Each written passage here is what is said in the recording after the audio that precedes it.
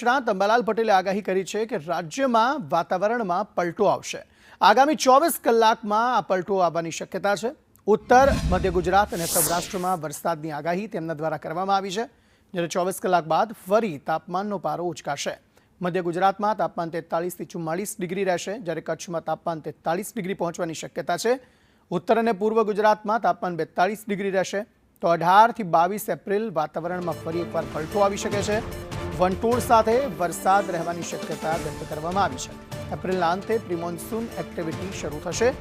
જેટલા આંધી વંટોળ તેટલું જ સારું ચોમાસું રહેશે તેવું અંબાલાલ પટેલનું કહેવું છે। ભારે પવન સાથે છૂટા છવાયા વરસાદની પણ આગાહી કરવામાં આવી છે। મે મહિનામાં વાતાવરણમાં ફેરફાર થવાની સંભાવના છે। પ્રી મોન્સૂન એક્ટિવિટી શરૂ થઈ ગઈ છે, ગરમી પણ પડવામાં છે, વેસ્ટર્ન ડિસ્ટર્બન્સની કંઈક અસર રહેશે, એટલે હજુ પણ પલટા આવશે। હમણાં લગભગ આજે 7 સુધીમાં કે રાત્રિના ભાગ સુધીમાં ક્યાંક છાંટાછૂટી થઈ શકે અથવા તો વાદળવાળું થવાની શક્યતા રહી શકે, કારણ કે હવે ગતિવિધિ વરસાદ કે ગાજવીજની ઘણી ઘટી જશે।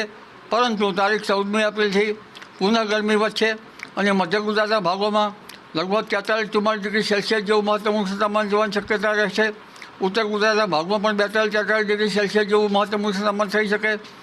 આ ઉપરાંત લગભગ સાબરકાંઠાના ભાગો અને પંચમહાલના ભાગોમાં પણ મહત્તમ તાપમાન 42-43 ડિગ્રી સેલ્સિયસ જેવું થઈ શકે। કચ્છના ભાગોમાં પણ મહત્તમ તાપમાન 42-43 ડિગ્રી સેલ્સિયસ જેવું થઈ શકે।